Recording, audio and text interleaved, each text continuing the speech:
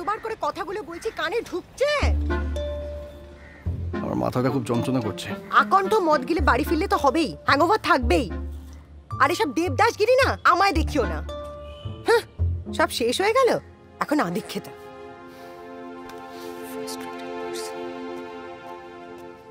তোমাকে না আমার দিকে তাকিয়ে কথা বলতে কেউ বলেনি।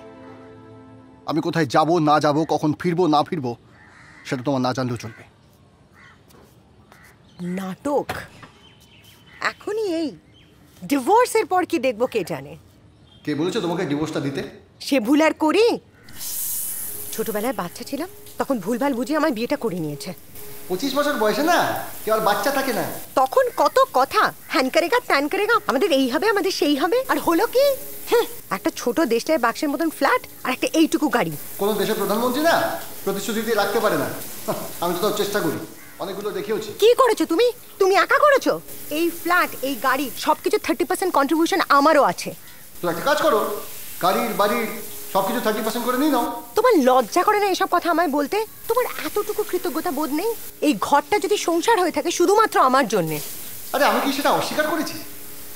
আর অনেকে না সেটা স্বীকার করতে পারে না, আমি তো করি। হ্যাঁ, তুমি তো মহান, শুধু নিজের সংসারটাই বাঁচাতে পারলে না। একসাথে থাকার জন্য না অনেকগুলো কারণের প্রয়োজন পড়ে, কিন্তু আলাদা থাকার জন্য যে কোনো একটা কারণই যথেষ্ট। হ্যাঁ জানি তো, ডিভোর্সের পর তো এটাই বলে বেড়াবে সব দোষ লাবণ্যর। এই সংসারের জন্য আমি কি না করি, সকালে বাড়ির কাজ, দিনভর অফিসের কাজ, তারপরে সংসারে। কতদিন ভালো করে নিজেকে আয়নায় দেখিনি। আমি কি একবার সেটা বলেছি যে তুমি কখনো করো না? তাহলে আবার আমায় দোষ দিচ্ছ কেন? যা বাবা, আরে দোষটাই বা দিলাম কখন? একটু আগেই তো নিজে বললে থাকার জন্য একটা কারণই যথেষ্ট। কথাটাকে আমি ভুল বলেছি?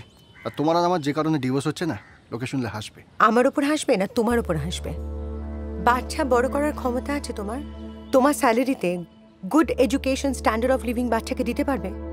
একটা 24 ঘন্টার কাজের লোক রাখার ক্ষমতা আছে তোমার স্যালারিতে? আমি যদি ম্যাটারনিটি লিভে যাই নীল, এই বাড়ির গাড়ির ইএমআই তুমি একা টানতে পারবে? বাচ্চা খুব শখ না তোমার? বড় করার ক্ষমতা নেই কিন্তু শখ অনেক। লাবণ্য, আমি আর পারছি না, আমি এভাবে আর পারবো না।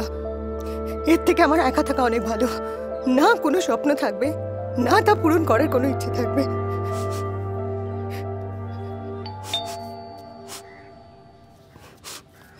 এই দাঁড়ো দাঁড়ো দাঁড়ো, 1 মিনিট। তুমি যাবে না নীলদা? হ্যাঁ অ্যাকচুয়ালি কি ওই অফিসে ছুটি নিয়ে একটু প্রবলেম হচ্ছে। খুব বিজি না?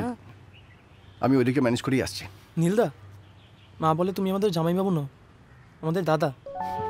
তোমাকে ছাড়া কিন্তু মিমির বিয়ে আমরা ভাবতেও পারি না। ধুরবুকা,